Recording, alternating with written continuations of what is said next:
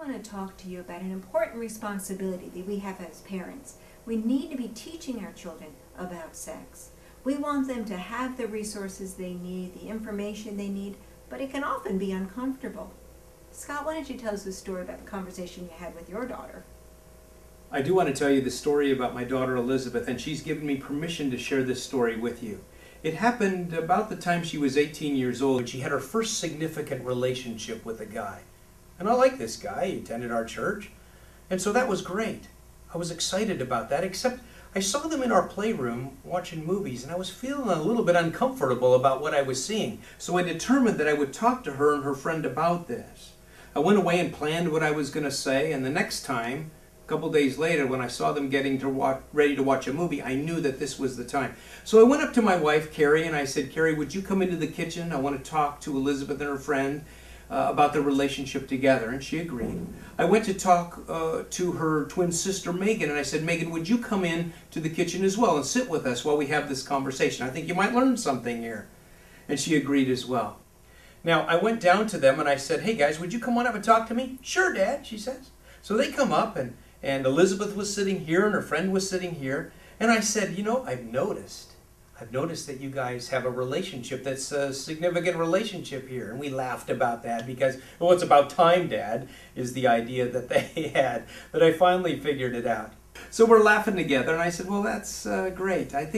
I'm really glad that you chose him. I mean, he attends our church. I really like that. And you're going to love my daughter. She's a neat gal. But I'd like to share with you my successful relationship talk. Would you be willing to listen to that? Sure, they said. I said, okay, let's talk about sex. I said to her friend, now, are you familiar with the term child support? He said, I think so. I said, well, it would be about $500 a month now that you'd have to pay if Elizabeth were having a baby. And he says, yeah, okay. I said, Elizabeth, you'd have to make a difficult decision. That is, whether to keep the baby or give the baby up for adoption. Now, remember, she's adopted. You know, I start there with these young people because I think kids think about the moment nowadays. They don't think about the consequences of what's going on. Very important for us to talk about some of these things with our kids. I took my yellow pad and I drew a line on this side of the page. And I said, that's when you see each other for the first time in that new way that goes, whoa, this is more than just a friend. This is a friend, and we're laughing about that together. And then I said, over here is sex, and there's a line that goes between them, and there's a bunch of hash marks on that line. Now, I've noticed that you guys have already started moving down some of those, so I think it's important for us to have this conversation together. I flipped the page over to the next page, and I said, you know, there's several different ways to build a relationship, and I drew a line about 2 inches across the page. I said, you can build a relationship on the physical. When you do, that's really dramatic and can be exciting, but the problem is when you end up breaking up, it's just so hard sometimes. And furthermore, if you end up getting married, then building a relationship on the physical can be damaging to your marriage later on. I said there's another way to build a relationship. You can build a relationship that's founded on the emotional or the intellectual, and I drew a line about 5 inches across the page. There's a lot of people who build a relationship on the things they have in common, or the things they enjoy together. That's what we're talking about here. But you know, there's a lot of people who've been married 5 to 7 years who have talked about everything they can talk about, and they don't really share the same things anymore, so they just get divorced. I said there's another way to build a relationship, and I drew a line all the way across and off the page. I said that's to build a relationship on the spiritual. You see, building a spiritual relationship means that you're praying together. It means that you're studying the Word together. It'd be great if you guys would take a book of the Bible and get together and talk about it. It means maybe serving the Lord together. You guys attend the same church. Maybe working in the children's program would be a good idea for you. Worshiping together. You see, when two people who love each other also love God and try to grow in their relationship with God, their relationship comes closer together. That's why it's so important to build a relationship on the spiritual. Do you understand that? And they said yes. Will you try to work on that? And they agreed. I said, you know, I'd like to talk to you about movies, because I view movies as pre-sex activities. Let me explain to you why I say that. When you're sitting there watching a movie, your hands are free to move around, and sometimes those hands end up in places where they shouldn't be. So I want to ask you to do a couple things if you watch a movie here at our home. You can watch one, but if you're going to watch a movie in the playroom, I want to ask, number one, that you leave the lights on when you're watching a movie. I think that would be best. Secondly, if you're feeling cold and you want a blanket over you, I think it might be good to sit on two parts of the couch, two different blankets. Would you honor me in that? I think that'll help us in this path as we're trying to set some standards for you in this whole area of sexual purity. They agreed with me. Would you choose something else that you can do? I said, if you talk to Elizabeth, you'll find out that she has a lot of other interests. For example, she likes jigsaw puzzles.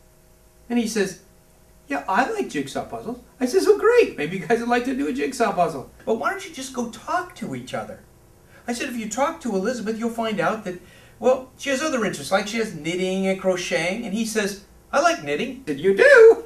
I said, fine. Why don't you guys go do something else besides watch a movie tonight? So they headed out of the kitchen downstairs to our playroom to do something different. And when they left, my wife put her hand on her hip and she said, you are a brave man.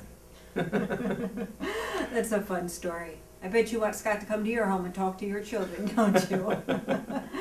The reality is, though, that Scott couldn't have had that kind of conversation with his daughter Elizabeth if he hadn't been in the habit of having conversations over the years. From little on through teenage years, we need to have conversations with our children. Year after year, open up dialogue with them, find out where they're at. Developmentally, their needs change, and so we need to be ready as parents to talk to them, helping them understand how to think about sexuality from a Christian perspective. It may be uncomfortable, it's not easy, but it's not enough to just have one conversation when your child turns 11 and think you've done your duty. Our children need to hear our perspective over and over again, and developmentally they change. And so we have to have continual conversations with our kids, being proactive, teaching them how to think. Our children are bombarded with messages about sexuality from the media, from our culture. We need to be on the forefront of teaching children what they need to know. And so that's why we offer you the Learning About Sex series, to equip you to equip your children. There are several books in this series. Books 1 through 5 all address children at their level, their age-appropriate material, starting at age 3 to 5 and going all the way through teenagers. Book number 6 is called How to Talk Confidently with Your Child About Sex. This is the parent book. You want to read this so that you can talk about what sometimes is an embarrassing subject, and you'll be able to do so in a confident way. You want to be able to use these resources to open up meaningful dialogue with your children.